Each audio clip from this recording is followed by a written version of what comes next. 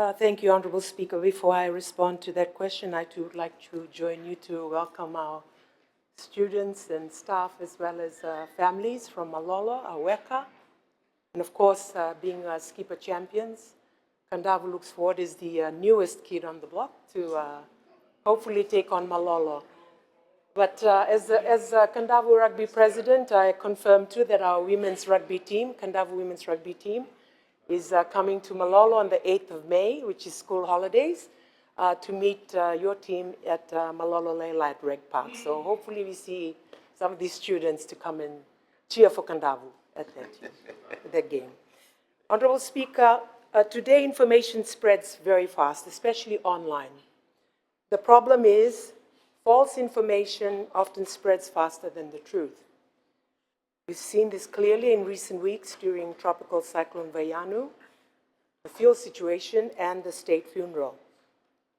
There were wrong reports about schools and businesses closing, fake statements claimed to be from the Prime Minister, and confusion about official protocols. In the last few months alone, the ministry has had to correct several fake stories. One recent example was, of course, a false claim that all civil servants who really wished would stay home during Tropical Cyclone Urmia. Honorable Speaker, I also want to speak honestly about what is happening on social media, and I believe we're facing this every day, including our students, our young people. We do welcome feedback as a government, and criticism is part and parcel of a democracy.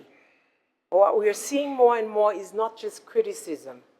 There's speculation, there's false information, personal attacks, and people twisting the facts. These have real consequences. When people believe, or the public believe in wrong information, they lose trust in government programs. It creates confusion. And during serious times like natural disasters or events, it can cause panic and even divide people.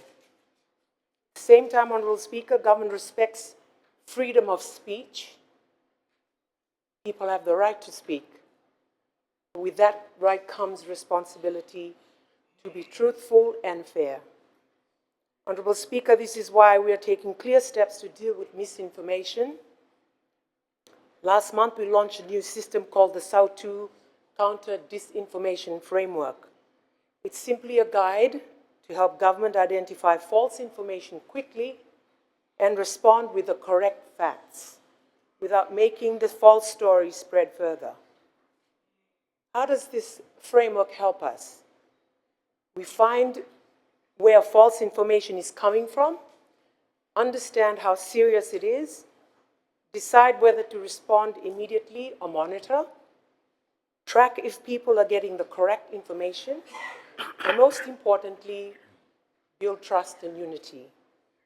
Honorable Speaker, we're not just keeping this within government, we are indeed rolling this out, working with our media liaison officers, information officers, and also engaging with mainstream media to make sure everyone understands how SAU2 works and how we respond to misinformation in a consistent and responsible way.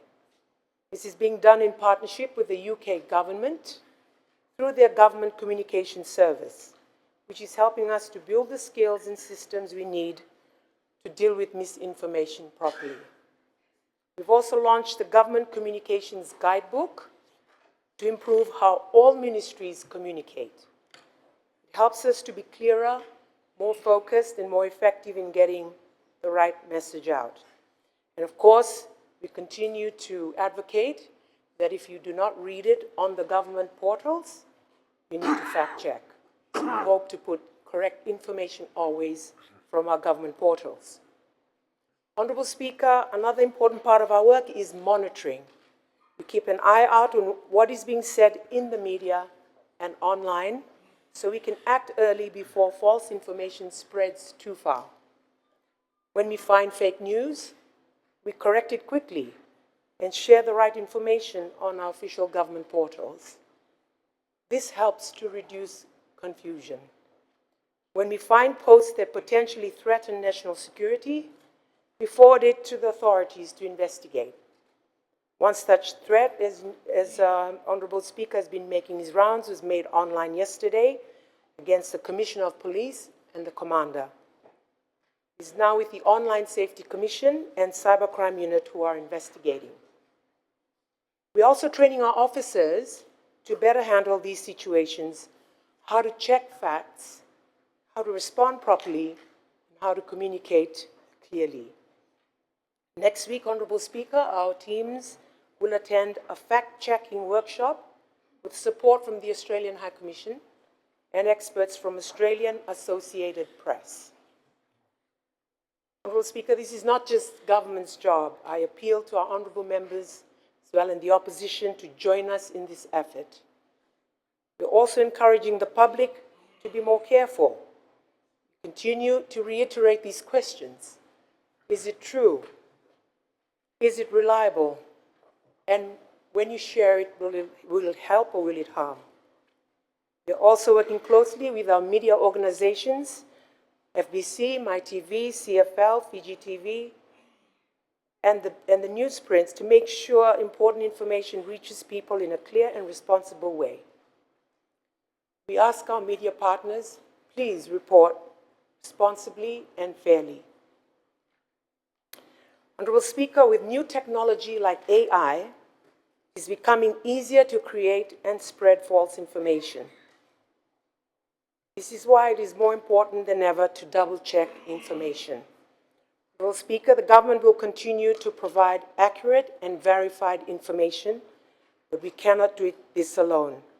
We all have a part to play, and I encourage all Fijians, fact check, fact check, fact check. Think before you click, check before you share, be responsible in exercising your free speech. Thank you, Honorable Speaker. Thanks, the Honorable Tabuya, Minister for Information, Environment,